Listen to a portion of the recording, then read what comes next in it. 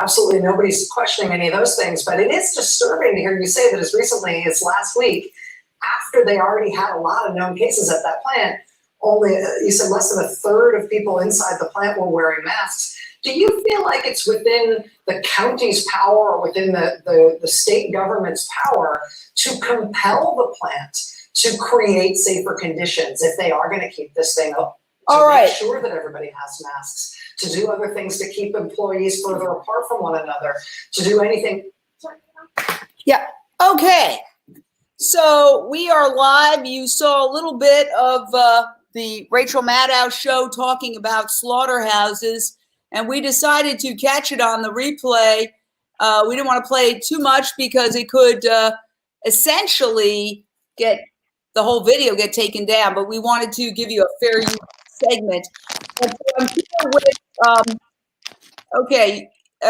I'm here with two animal activists. One is a super lawyer, attorney, Karissa Kranz, who is here, and she's joining us from Florida, and Meira Geyser joining us from Los Angeles. So, Karissa, let me start with you in terms of the language that was used. First of all, I do want to give Rachel Maddow props for covering this. There were a lot of news organizations that don't even cover anything involving slaughterhouses. Obviously, that's advertiser-based media. Most of the advertisements are for meat, dairy, pharmaceuticals, which you have to take once you get sick from the meat and dairy, and the occasional car and insurance commercial thrown in. But it's a very advertiser-based media, and so you can understand the reluctance of them to cover problems with meat. Okay.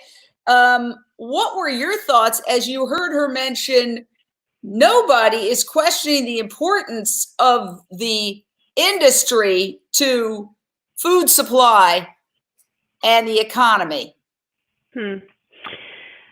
Well, I think she's trying to be as uncontroversial as possible for mainstream media, because it's a big deal that mainstream media is covering the onslaught of slaughterhouses that are shutting down. I think there was a dozen of them across the country. And it's interesting because it's contradictory to earlier in the show where they said it was simply irresponsible to leave anything open that was a non-essential worker. So then this comes down to the argument of whether or not this is essential, and whether or not meat is essential, and whether or not meat is essential to food, and who decides that and defines that, because that is what she is trying to get at when she's trying to say nobody's questioning this, because she probably doesn't want to upset her advertisers. When you look at the commercials of the show, you see who's backing everything. So it's great that she's covering it, but I think it's great that she's covering it. Let's not try to get inside Rachel Maddow's mind. She's very smart. I don't know what she's thinking. But when somebody says nobody is disputing the importance of this, Meira Geyser, animal activist, and they had just announced that 20,000 head of hog a day are processed. That means killed. 20,000 pigs are killed every day in this plant that they're talking about, that's now had all these coronavirus cases. What were your reactions watching the language and how Rachel Maddow discussed that aspect?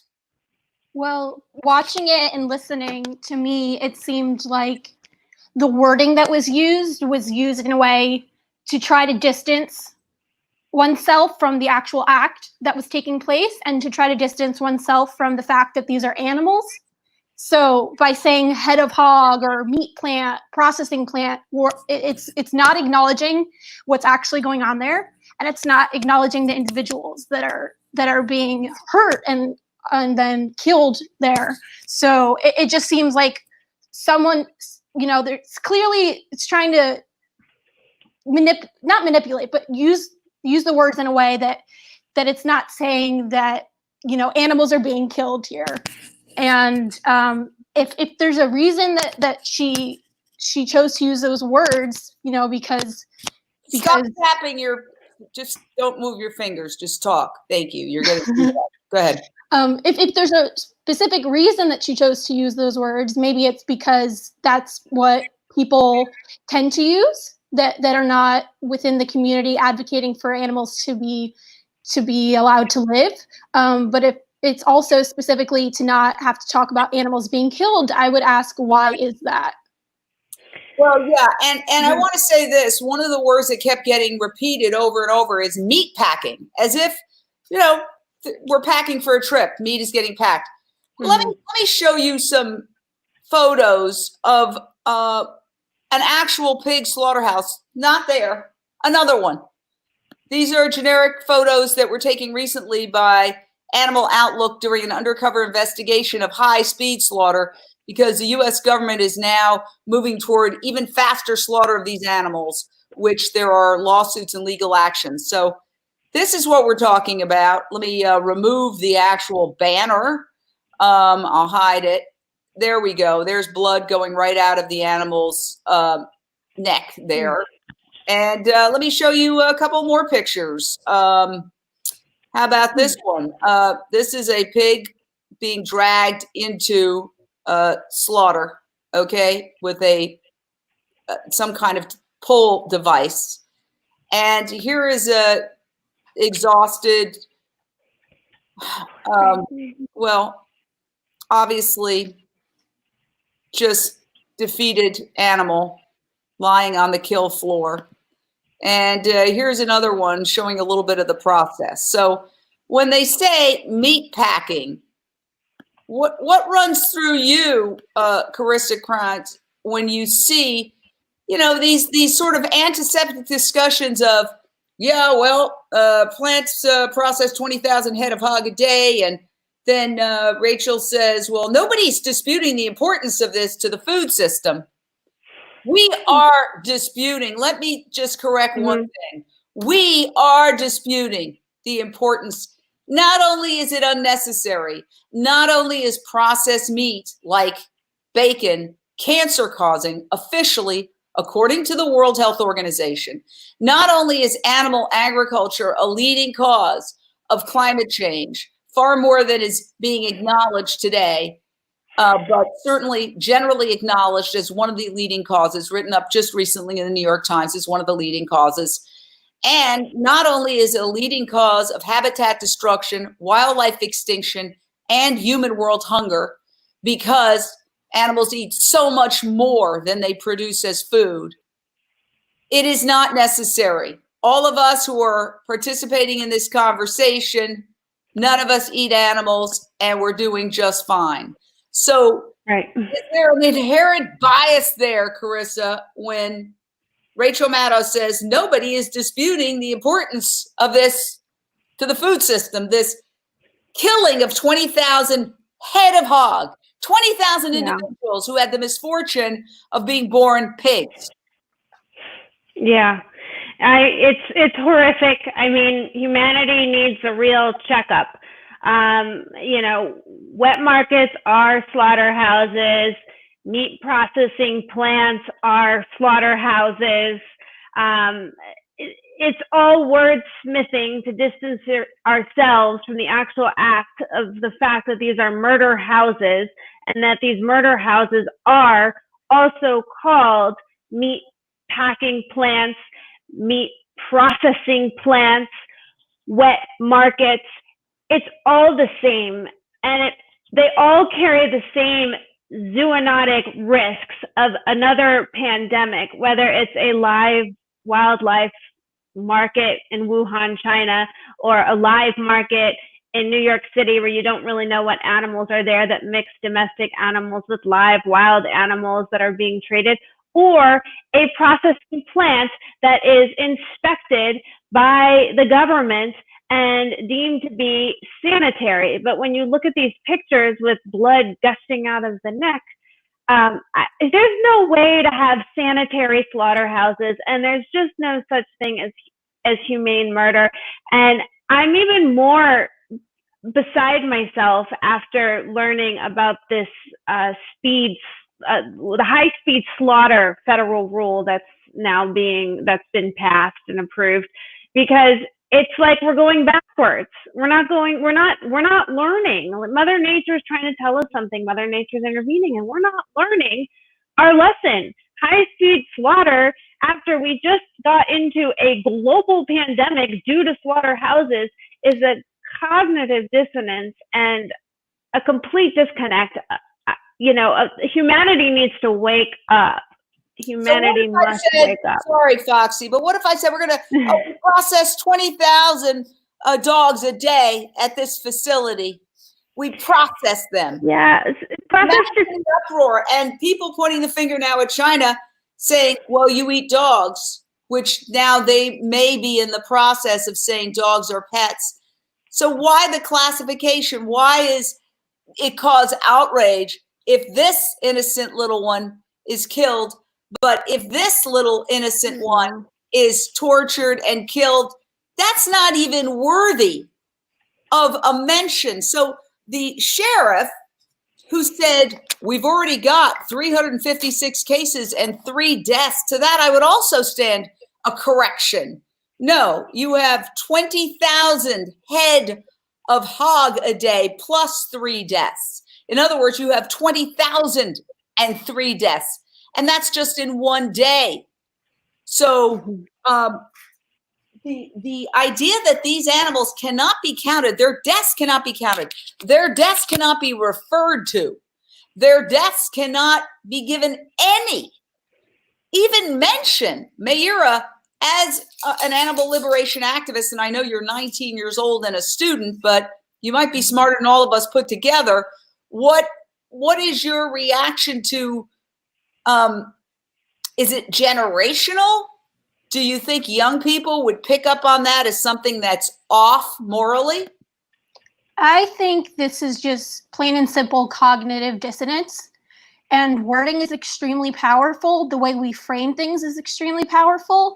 And so for people in my generation, I don't know necessarily, because I was one of those people that at one point I didn't think about the fact that there was an innocent victim on my plate. And I think these words are just thrown around, like even the word meat, it's not meat, it's someone's flesh. And so I think in order to actually, break away from these common terminologies and just this assumption that they're food, they don't really deserve to be acknowledged, someone needs some form of a reality check, whether that's actually meeting a living, breathing pig and realizing that they're sentient individuals who love belly rubs, and realizing, they're not bacon, they're a pig. Some people just need to actually be faced with these animals in real life. And I definitely know people that considered themselves bacon lovers and met real pigs at a slaughterhouse and were like, I had no idea they were just like my dog. So this terminology really can, even people that call themselves animal lovers, this terminology really does impact how we view animals, because if we're viewing them and we're talking about them as products, animal products that we eat, it does make its way into our brain that we start viewing them as that. I would also like to say that we're having a discussion about what those of us in the animal rights community call speciesist language. To me, to say the word pork is speciesist. They're killing pigs. They're not killing pork. Pork is what happens, I guess, the name we give dead pigs, the carcasses of dead pigs, to allow us to move away from the fact that there was an animal with eyes, with a heart, who had a mother, who felt terror, and who were generally babies. They're generally killed when they're about 6 months old, who, contrary to all the pretty pictures you see floating around, didn't frolic in grass very well. Their only moment seeing the sky or breathing fresh air and looking at either the sun or the moon would be sticking their snout through a hole on the ride to the slaughterhouse. I've personally, as Meira has, and I believe you have, but if not, you'll be going soon, Karissa, gone to the vigils where we bear witness to those pigs who are entering the slaughterhouse, and to look into their eyes is to look into the eyes of a child. And their confusion and their terror just cuts you very deeply and makes us wonder what is wrong with human beings that they would do this. 20,000 head of hog a day. And Rachel Maddow says nobody's disputing that this is important to the food supply. What do you say to Rachel Maddow if you had a chance to, Karissa Kranz? Well, I dispute it because it's not necessary for the food supply, and the families that are losing family members who are working on the line of these processing plant slaughterhouses would say that their mother or father's life is more important than the bacon on their plate from the pig that was slaughtered in the processing plant. It's not essential, and I think most of America and most of the world, frankly, if they were faced with reality, may not actually eat meat. It's so disconnected when it shows up on the grocery store shelves, packaged with a nutritional statement on it that's even misleading, and then seasoned on a plate versus what actually goes on for it to get to that place. Most people wouldn't be okay with it, but most people are just so disconnected and distanced from it that they have in their mind accepted that this is food and this is essential, but it's not essential. And we know it's not essential. And the family members who are losing family members at these processing plants themselves will say it's not essential, and that they would want the plants to close because they would want their family members home with them safe, because that is more important than an assembly line of slaughtering chicken, hogs, whatever. Now, let me say that Rachel Maddow wasn't arguing that those workers should be there. Indeed, she was arguing the exact opposite, that the workers shouldn't be there. She's very good at advocating for people when they're immediate victims. But what about all the children starving because of world hunger, because we have artificial scarcity, because we are forcibly impregnating and killing 70 billion land animals every year when we only 7.8 billion humans. We could end world hunger as we know it if we simply got rid of the most inefficient food system ever invented, eating animals. At 1 pound of steak, it takes 8 to 25 pounds of grain to make 1 pound of steak. So what if we took that grain and fed it directly to starving children? At least 70% of all the soy grown is fed to farm animals. What if we took all that soy and fed it in the form of edamame or tofu to starving children? So she's not saying keep the plants open. That was the opposite of the argument that she was making. She was saying, can you believe they're keeping the plants open? And that's wrong. But in a speciesist box, okay, we cannot talk about the animals as if they're sentient beings. We can refer to them as pork, not pigs. We can talk about the slaughterhouses primarily by using the phrase meat packing. So the idea that this language, as you said, Meira, distances us from the act of violence, and the fact that it is verboten to talk about the suffering of these animals who are, I think we could make an argument, being tortured throughout the factory farming, industrialized, modern day industrialized animal farming system. This is the issue.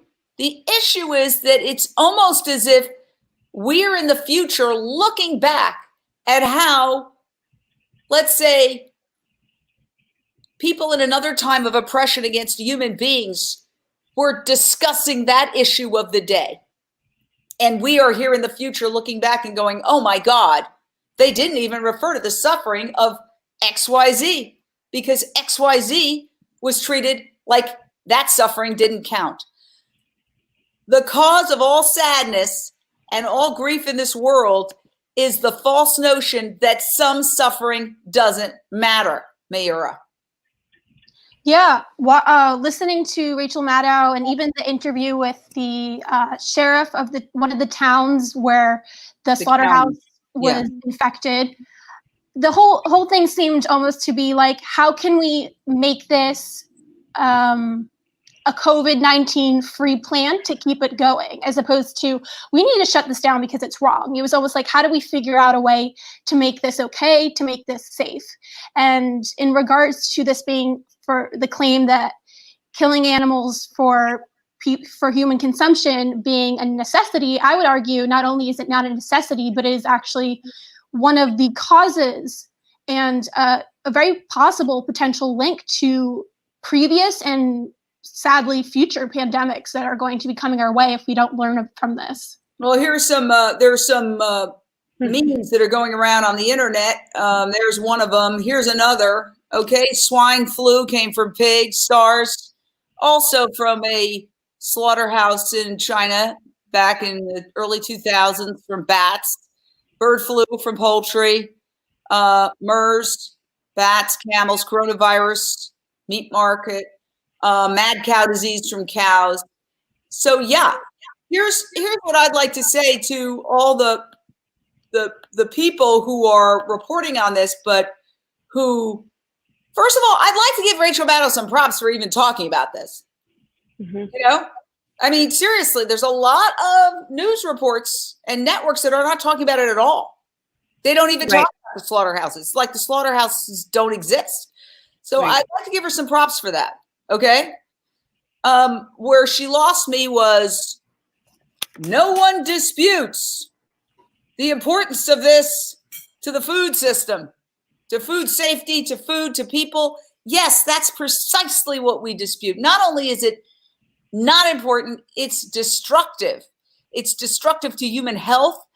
The people who are more likely to suffer the worst consequences and also more likely to die as a result of getting COVID-19 have obesity, heart disease, cancer, and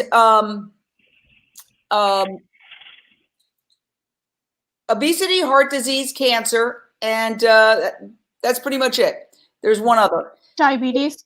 Diabetes, thank you. Those are the diseases that are largely preventable with dietary changes to a plant-based diet, Karissa. It's true. It's all, a plant-based diet would be the panacea. Everyone's so focused on a vaccine right now and the Band-Aid, but nobody's really focused on how to stop this and have pandemic prevention. Return to a plant-based diet would help with our health crisis. It would help with our planetary environmental crisis. It would make us return to a more compassionate, moral species of a human race. I mean, humanity is supposed to be kind, and that bloodshed of a picture right there is anything but kind. It's disgusting.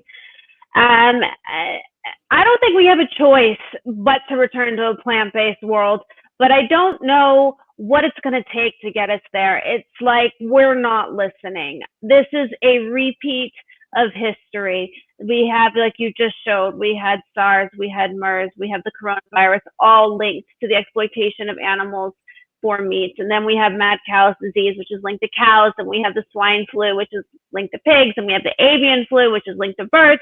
Mind you, we've had all these avian flu outbreaks at the exact same time amidst this coronavirus crisis and global pandemic. And we're still only worried about how do we make this safe? Like, how do we continue to have our workers work on an assembly line where it's safe to continue to murder the animals? Or how do we continue to eat the meat and continue the slaughter of the meat in a way that the animals are not going to become diseased to then transmit it to humans? It all comes back to an egocentric bottom line of how is it going to affect us humans? And there will be a point where we're going to have to say, it's not just about us. It's about the planet. It's about others. It's about the animals, and that we're all really connected. And that's what an ecosystem is, right? An ecosystem is how everything affects everything and how it is all connected. And that's why, you know, in the environment, you do one thing and global warming, you know, is affected, and then the oceans are affected, and then you have a hurricane, and then you have another natural disaster. It's because it's a chain reaction to everything that we do. So the same thing with the meat industry, the same thing with the slaughtering of animals, or the wet markets, or the or having animals shipped to China for slaughter and then shipped back here. There are repercussions to every single one of these things, whether it's karmic, environmental, moral, health. I think Mother Nature is going to keep beating us over the head until we get it, because we cannot continue down this path because it's destructive. We're running out of options. One of the things that was interesting was that Chris Hayes earlier interviewed somebody, and these are all very highly intelligent people. Intelligence it doesn't correlate to connecting the dots when there's an addictive component. In fact, let's say, for example, the worst addicts can be the smartest people because their mind has been hijacked by the substance, and they're working for the procurement of the substance. They're not really working for themselves. It's kind of like a zombie, right? So Chris Hayes, who is also very smart, uses a lot of big words, very articulate. I believe it was the one who was talking to an expert who had written extensively about climate change and was also looking at the coronavirus. And the man very, very, I thought brilliantly started off by saying, to the effect of, we are not playing fair with Mother Nature. We are part of the natural world, and nature, essentially he was saying we're getting blowback from nature. We need to live more in harmony with nature. There weren't any follow-up questions on that. Like, well, what do you mean by nature? When you talk about nature, what are you talking about exactly? Because he might have very well said, well, I'm talking about animals. This is a zoonotic disease. This stems from the abuse of animals. Now, most of the experts believe it started in a slaughterhouse in Wuhan, China, which they call a live market or a wet market. Again, let's keep the word slaughter out of it as much as possible, right? Wet market sounds like something. Meat packing sounds like something you do when you're going on vacation. A wet market sounds like an amusement park where kids can go swimming. They try to make these things sound as innocuous as possible. Okay, so that we don't connect it to this. So, did he know on some level that his answer might have been, well, when I talk about nature, of course, I talk about wild animals. I talk about animals with whom we share this planet. There's a lack of respect. There's a disrespect of them. I mean, I don't know what he was going to say, and I don't want to put words in his mouth. But the point is that that's where the conversation could have led, and did not go there. Somebody says something about nature, either sending us a message or what do you mean by that? What are you talking about? What exactly about nature? Be more specific. You might have said animals. Terrified of going there. Terrified. Do not want to go there because those animals don't count. Their suffering doesn't count. Their deaths can't be counted. Their torture cannot be. It's the truth that dare not speak its name. Now, I find that to be fascinating because it does, at a certain point, take some mental gyrations to avoid the subject. As Dr. Silas Rao, who has just written a white paper saying that animal agriculture is the leading cause of climate change, which is available on climatehealers.org, and he's willing to debate anybody at any time, and there's citations for everything he states. And he says you can never solve a problem unless you address its root cause. So are they helping to survive, to solve this problem by refusing to discuss the root cause, Meira? Yeah, like you said, let's talk about the root cause. Let's talk about prevention, because as long as we are not talking about that, COVID-19 is not going to be the last pandemic. And in fact, activists in our own country and United States have gone into animal agriculture facilities, have gone to factory farms, have tested material or material that was on the animal or found in the facility, and has come back with diseases, bacteria, anti-resistant bacteria infections. And these are things that are not uncommon because animals are being packed in by the hundreds, by the thousands. They're living in their own feces and urine and dying. Sickness is often rampant. And then people are going and consuming these animals. So as long as we're not talking about this, it's gonna keep breeding in facilities. And this is not just limited to China. This is in our own country. So I would say we need to cancel animal agriculture and hold that again. I'll go tight on that. Cancel animal agriculture. So let's wrap this up by saying, Karissa, if you could say anything, again, I don't want to be unfair. I want to give Rachel Maddow props for even discussing the fact that this happened in slaughterhouses, that COVID-19 is shutting down slaughterhouses across the country. And this is the first time she's discussed it. This is, to me, the third night that I've heard about her. I don't just watch obsessively. I do other things, but 3 times she's discussed it in a row, I believe, and or within a week. And so let's give her props for going there, because that takes an act of courage. Okay, there are other networks that are not discussing the word slaughterhouse or the word meat packing or the word COVID-19 is not going to come in the same sentence as meat, animals, whatever, because of the obvious connection that people are going to make. It's not appetizing. Okay, who wants to eat something that was being made by, that is not being made, but is being processed, as they say, by somebody who's got a disease that could kill you. Right. So given that, to be fair, I think it's a huge leap. You know, one small step for an anchor, one huge leap for our media culture. What would all of you say to Rachel Maddow about her coverage of the coronavirus epidemic in slaughterhouses around the country? Starting with you, Karissa. Well, I think she should keep covering it, and there's momentum with it, and the media has come a long way with the COVID virus, because this is not the first zoonotic pandemic, but this is one that's actually going mainstream with topics about live wet markets being shut down, with Congress trying to bring bans, world bans to live wet markets, which are slaughterhouses. And I think it's wonderful that Rachel Maddow is broaching the subject of the outbreaks, and that these are the largest hotspots in the United States, of the largest concentration of those that are testing positive.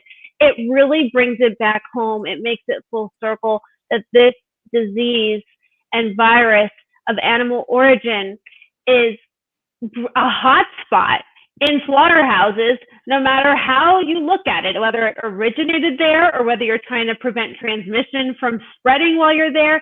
No matter how you look at it, this is not a positive thing to continue. And the media needs to continue to cover it. And we're making progress. I think we're making progress. We are. So, I mean, yeah. Look, we are just starting to recognize the idea of speciesist language. And I have to stop myself all the time from saying things that are speciesist. These phrases have been ingrained in our language, like "don't let the cat out of the bag," two birds kill 2 birds with 1 stone. And Pete is very good at coming up with alternatives, like feed 2 birds with 1 scone. But we have to become aware. And if we become aware of how our language is being used to perpetuate oppression, and then we consider when one of us is oppressed, all of us is oppressed. All of us are oppressed. Yeah. Then we could start maybe realizing, oh, wow. I think all of us have had the experience of saying something. My parents were born in 1916, and my mother lived to just about 100, a couple of months short. So I was raised with phrases that went out the window a long time ago. Like we used to say, the icebox, what's in the icebox? And a friend of mine once said, what are you talking about? What's an icebox? I said, oh, that's right there, an icebox. No, that's a refrigerator.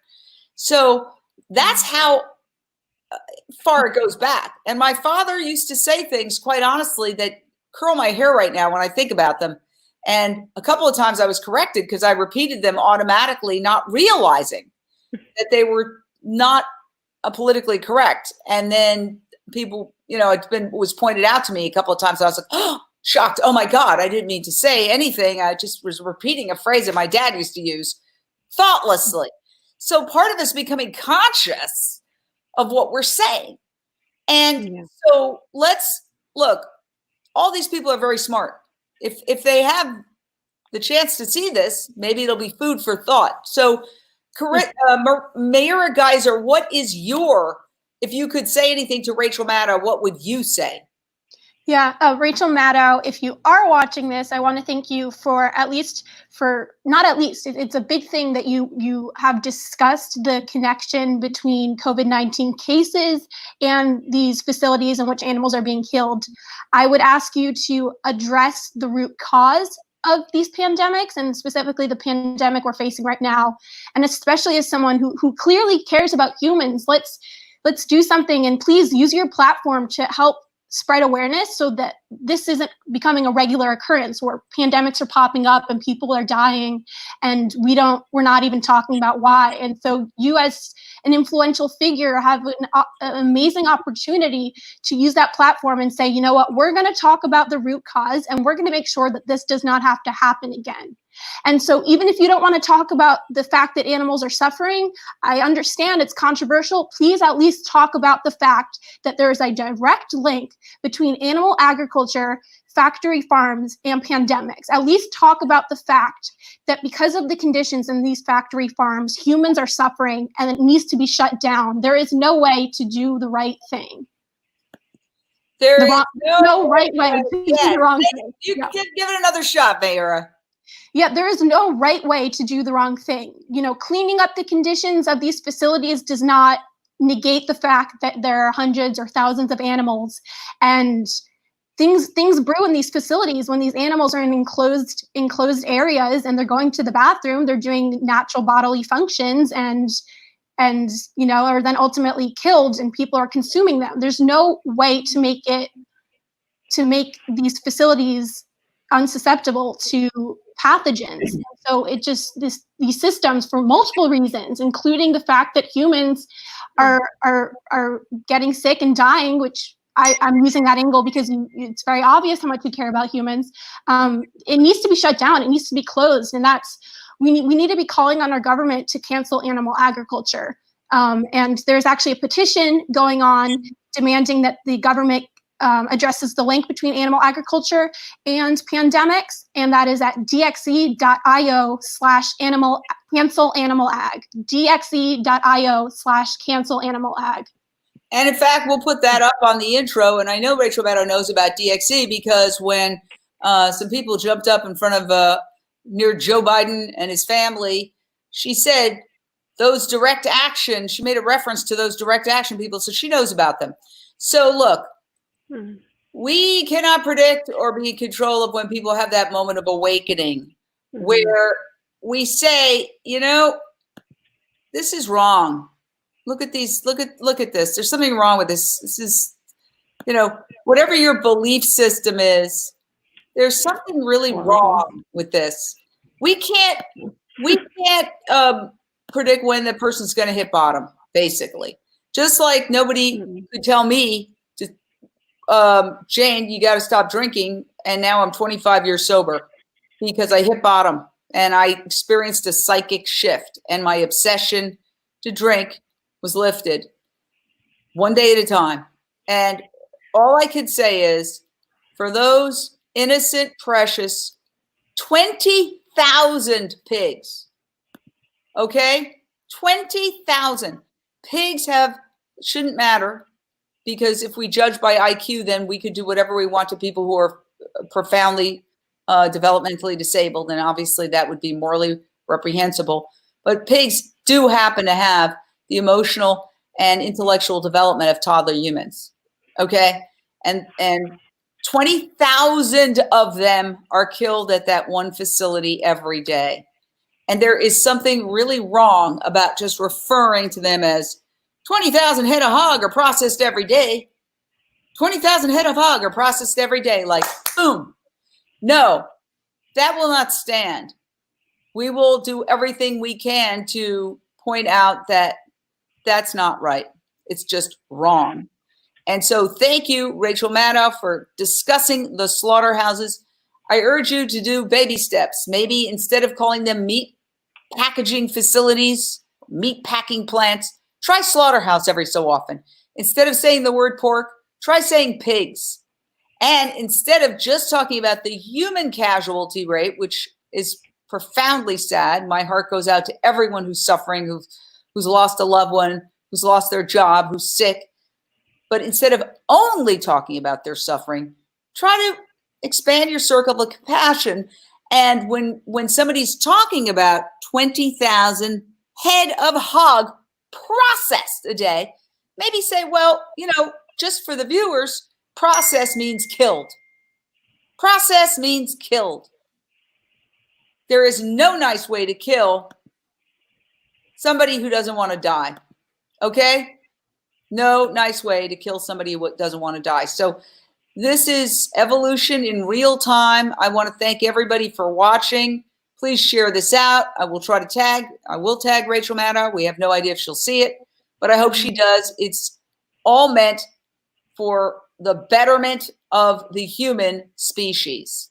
Thank you, ladies, and we will talk soon. Bye. Bye. Bye.